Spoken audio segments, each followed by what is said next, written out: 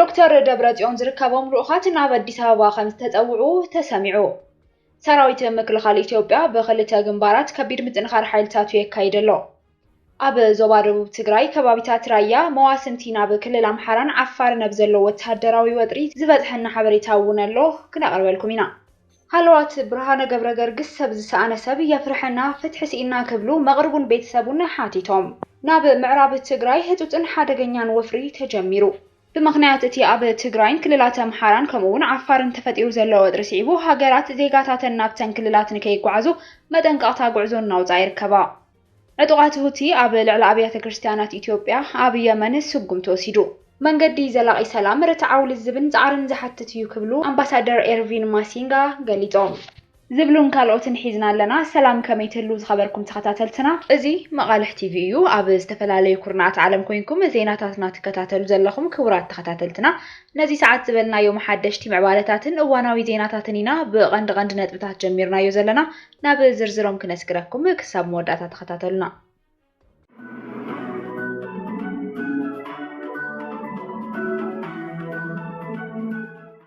ፕሬዚደንት ጀነራል ታደሰ ወረደ ዝመርሖ ፖለቲካውን ወተሃደራውን ልኡኽ አዲስ አበባ ክገይሽ እዩ። ላዕለዎት ፖለቲካውን ወተሃደራውን መራሕቲ ህወሓት ናብ አዲስ አበባ ከም ዝገሹ እውን ተሓቢሩ ኣሎ። ህወሓት መራሕቱ ናብ አዲስ አበባ ክሰድድ ኣብ መቐለ ኣብ ዝተኻየደ ህፁፅ ኣኼባ እዩ ወሲኑ ዘሎ። እቲ ልኡኽ ብፖለቲካዊ ኣመራርሓ ህወሓትን ወተሃደራዊ ኣዘዝትን ዝሓቆፈ ምዃኑ ምንጭታት ኣመላኺቶም ኣለው። ብመሪሕነት ፕሬዚደንት ጊዜያዊ ምምሕዳር ትግራይ ጀነራል ታደሰ ወረደ ተመሪሑ ናብ አዲስ አበባ ከም ዝኣቱ እውን ይሕበር ኣሎ። ካብ ወተሃደራዊ ኣመራርሓ 3 ውልቀ ሰባትን 3 ፖለቲካዊ መራሕትን ተመሪጾም ከም ዘለው ዝገልጹ ፍልፍላት ኣብ አዲስ አበባ ምስ ናይ ወጻኢ ዲፕሎማስያኛታት ሓዊሱ ምስ መራሕቲ ሕብረት ኣፍሪካ ከም ዝራኸቡ እውን ይገልጽ ኣሎ። ካብ ጊዜያዊ ምምሕዳር ትግራይ ፖለቲከኛታት ጀነራል ታደሰ ወረደ፣ ጀነራል ፍስሓ ኪዳኑ ወይ ድማ ፍስሓ ማንጁስን ኣማኑኤል ኣሰፋን ከምኡውን ካብ መሪሕነት ህወሓት ድማ ዶክተር አብርሃም ተኸስተን ወይዘሮ ፈትለወርቅ ገብረ እግዚአብሔርን ዝርከብዎም ጉጅለ ናብ አዲስ አበባ ክኸዱ ተመሪጾም ከም ዘለው ናይ ቀረባ ምንጭታት ይሕብሩ። እዚ መገሻ እዚ ድሕርቲ ኣብ ከባቢ ጸለምቲ ኣብ መንጎ ሓይልታት ትግራይን ፌደራልን ዘጋጠመ ጎንፂ ከምኡውን ኣብ መንጎ ክልተ ሓይልታት ትግራይ TDF-ን TPF-ን ብኣንፈት ራያ ውግእ ኣብ ዝቐጸለሉ ህሞት እዩ ዝኸውን ዘሎ።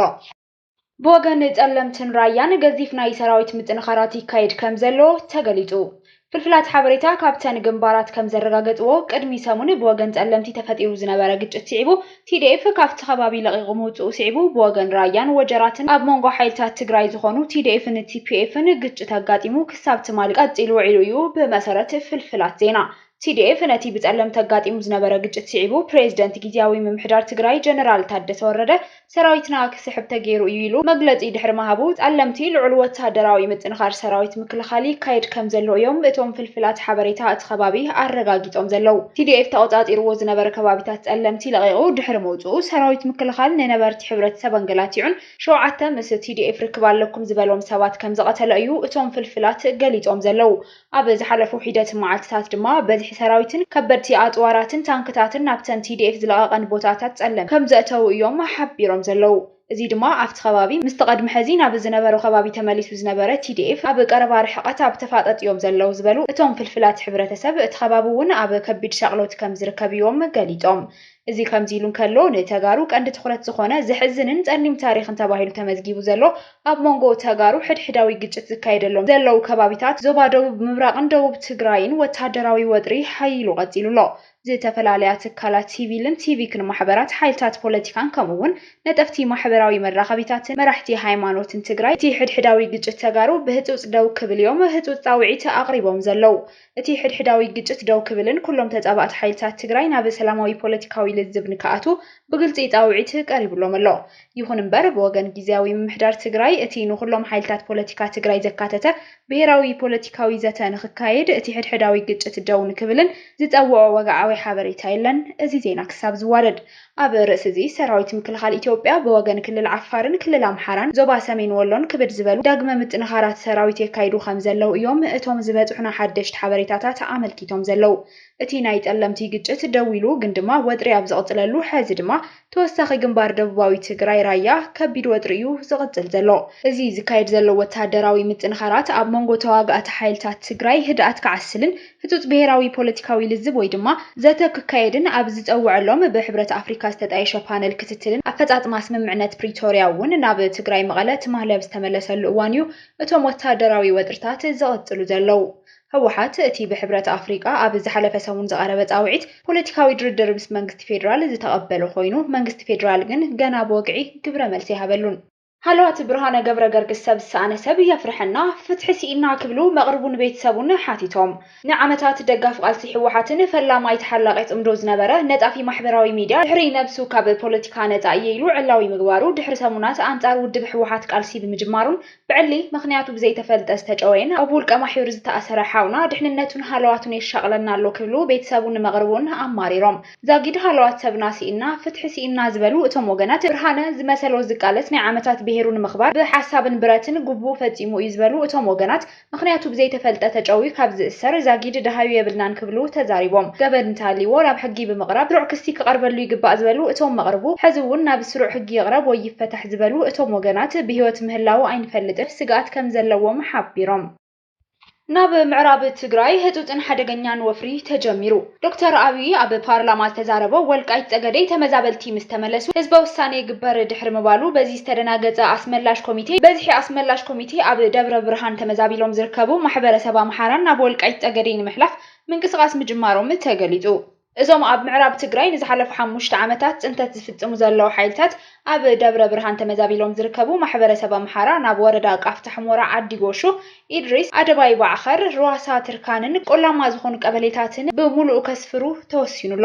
ብተወሳኺ ወረዳ ወልቃይት ማይጋባ ከተማ ዙርያ ዘለዋ ቀበሌታት ቆራሪት ዙርያ ዘለዋ ኩለን ከተማታት ብፍላይ ድማ ቆላማ ከባቢ ከስፍርዎ ወሲኖም ዘለዉ ኮይኖም ቆላማ ከባቢ ብሙሉእ ከስፍርዎ ምውሳኖም ይሕብር። ጠቕላላ ንክመጽእ ዝወሰኑ 250,000 ተመዛባሊ ብስፍራ ፕሮግራም መልክዕ ከእትውዎ ተወሲኑ ከም ዘሎ እዩ ሓበሬታ ወፂኡ ዘሎ። ኣውስትራልያ ናብ ትግራይ ኣምሓራን ካልኦት ክልላት ኢትዮጵያን ንኸይገሹ ናይ መገሻ መጠንቀቕታታት ኣውፅያላ። መንግስቲ ኣውስትራልያ ነዜጋታት ናብ ክልል ትግራይ ከይገሹ ጥንክር ዝበለ ምኽሪ ኣውፅዩሎ። ኩነታት ጸጥታ ክልል ብሃንደበት ብዘይ ቀዲሙ መጠንቀቕታ ክጋደድ ስለ ዝኽእል ዜጋታት ናብ ትግራይ ይኹን ናብ ጎረባብቲ ክልላት መገሻ ከይገብሩ ይምዕዲሉሎ መንግስቲ ኣውስትራልያ። ሰበስልጣን ኣውስትራልያ ኣብዚ እዋን እዚ ኣብ ትግራይ ዝርከቡ ዜጋታቶም ኣብ ዝሓፀረ እዋን ብንግዳዊ በረራታት ወይ ድማ በጽርግያ ክወጹ ይላቦ ይብል። መንግስቲ ሁቲ ኣብ የመን ኣብ ልዕሊ ኣብያተ ክርስቲያናት ኢትዮጵያ እቲ ሃገር ስጉም ተወሲዱሎ። ኣብ ሰንዓ የመን ሰበስልጣን ሁቲ ኢትዮጵያን ኣመንቲ ንልዕሊ 20 ዓመታት ክግልገሉሎም ዝጸንሑ ኣብ ልዕሊ ኣብያተ ክርስቲያናት ስጉምቲ ከም ዝወሰዱ ኣመንቲ ንቢቢሲ ተዛሪቦም።